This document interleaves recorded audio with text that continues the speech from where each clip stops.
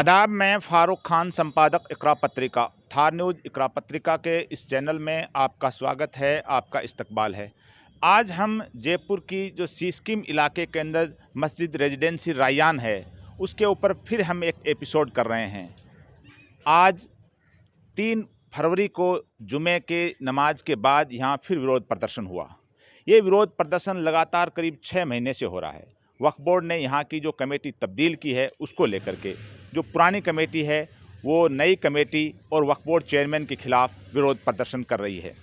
इस बीच के अंदर कुछ दिनों के लिए पूर्व जो आंदोलन हुआ था उसमें यहाँ के एक बुजुर्ग ने अनशन किया 2 दिन का, और उस अनशन के दौरान जो इसी इलाके के जो सिविल लाइन विधानसभा क्षेत्र के विधायक कैबिनेट मंत्री प्रताप सिंह खाचरियावास आए थे, उन्होंने पत्र वहाँ धरनार्थियों को देकर के वो अनशन तुड़वाया था।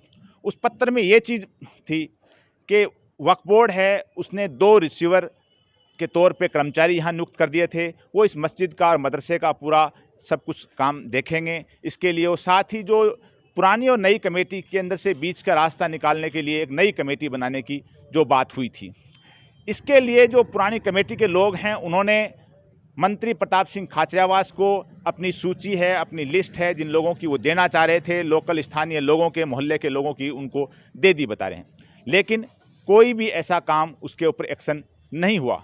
अब सबसे बड़ी चीज़ ये है कि ये जो इलाका है ये मुख्यमंत्री निवास और राज्यपाल निवास जो इस मस्जिद के पीछे हैं, यहाँ से करीब 500 मीटर दूर मुख्यमंत्री और राज्यपाल का निवास है। ये प्राइम लोकेशन है जयपुर का। ये एक ऐतिहासिक मस्जिद है जो मिर्ज़ा इस्माइल साहब जो जयपुर के तत्कालीन प्रधानमंत्री थे आज़ादी से पहले जयपुर रियासत के, उनके हाथों से इस मस्जिद और मदरसे का जो अलाटमेंट हुआ था, ये कॉलोनी कटी थी।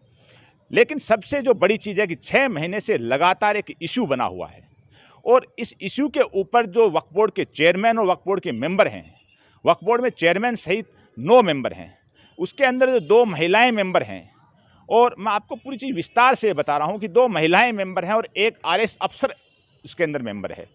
अब उन 3 को अगर अलग छोड़ दिया जाए कि तो फिर भी जो मेंबर बचते हैं चेयरमैन समेत, तो वो 6 मेंबर होते हैं, जिसके अंदर पूर्व सांसद कोटे से असकली टाक उसके अंदर मेंबर हैं। यूसुफ खान सरवाड़ दरगाह शरीफ के मुतवल्ली हैं, वो भी मुतवल्ली कोटे से चुने हुए मेंबर हैं।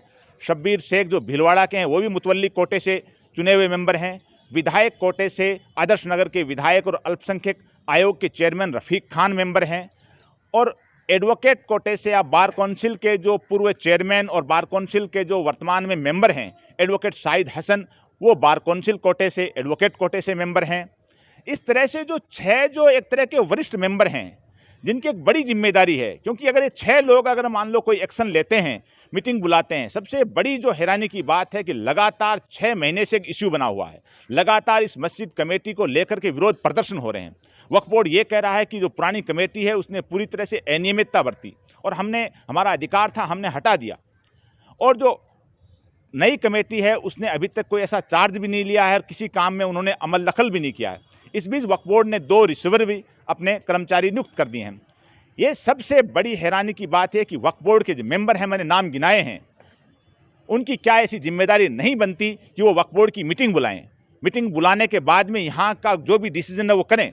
अगर पुरानी कमेटी ने कोई इसमें घोटाले किए हैं, कोई अनियमितता की है, तो उसकी जाँच कराएँ, और अगर उन्होंने नहीं किए हैं तो ये जो विवाद बना हुआ है 6 महीने से, हर जुमे के दिन जो विरोध प्रदर्शन होता है, उसके लिए वक्फ बोर्ड के मेंबर जो पूरी तरह से खामोश हैं।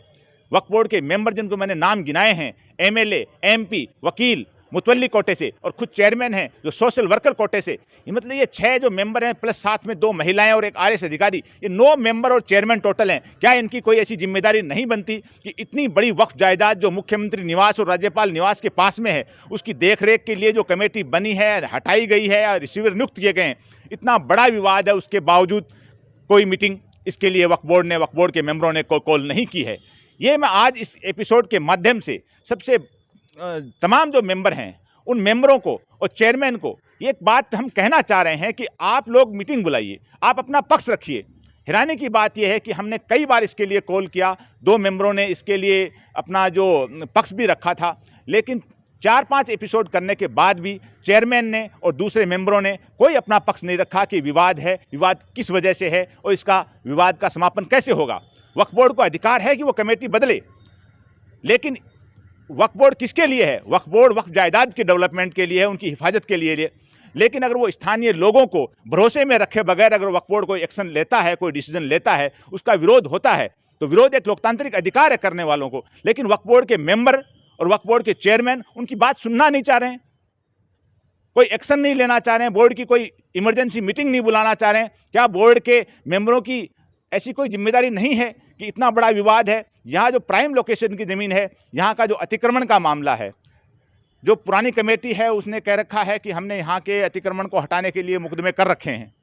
लेकिन ये भी जो चीज़ें हैं कि पुरानी कमेटी ने उस तत्परता से, उस गंभीरता से उन मुकदमों को नहीं लड़ा ताकि वो जो अतिक्रमण है वो खाली हो जाए। लेकिन बोर्ड और बोर्ड के मेंबर और चेयरमैन हैं, उन्होंने 6 महीने से जो अपना रवैया अपना रखा है कि इतना बड़ा विरोध प्रदर्शन हो रहा है, उसके बावजूद वो कोई एक्शन नहीं ले रहे हैं। और सबसे बड़ी बात यह है कि जो जयपुर शहर जो राजधानी है, इसके अंदर जितने भी मुस्लिम संगठन हैं, जो मुस्लिम रहनुमा हैं, उन्होंने भी इस मामले के अंदर कोई दिलचस्पी नहीं दिखाई है कि लगातार 6 महीने से विरोध प्रदर्शन हो रहा है। इतनी बड़ी प्राइम लोकेशन की जायदाद है, इस जायदाद को लेकर के उसका कोई सोल्यूशन निकले।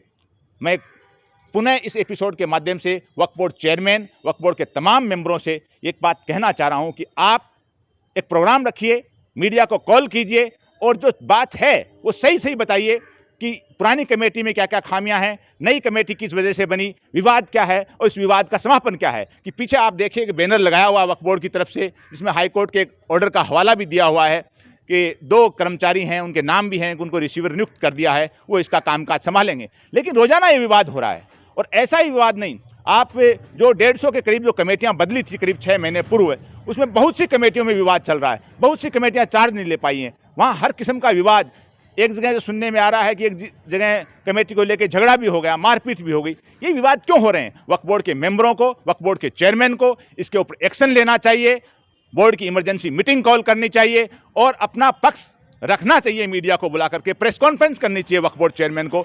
और अगर वक्फ बोर्ड चेयरमैन ऐसा नहीं करते हैं तो वक्फ बोर्ड के मेंबरों को आगे आकर के, जो बार काउंसिल के पूर्व चेयरमैन एडवोकेट शाहिद हसन हों या यूसुफ खान जो मुतवल्ली कोठे से हों, या शब्बीर शेख मुतवल्ली कोठे से हों, या असकली टाक जो राज्यसभा सांसद रहे हैं उस सांसद कोठे से हों, या विधायक कोटे से आदर्श नगर विधायक रफीक खान हो, इन लोगों को आगे बैठ करके मीटिंग बुलानी चाहिए और कम से कम बोर्ड का एक पक्ष रखना चाहिए कि नई कमेटी की क्या गलती है, पुरानी कमेटी की क्या गलती है। रिसीवर नियुक्त करने के बाद में जो प्रताप सिंह जी खाचरियावास यहाँ आए, उसके बाद जो कुछ हुआ उस पर कैसे अमल नहीं हुआ, क्या इसकी वजह रही? इतनी बड़ी जायदाद पे एक इतना बड़ा विवाद हो रहा है, इसका समापन होना चाहिए। आज के इस एपिसोड में बस इतना ही। जय हिंद, जय भारत।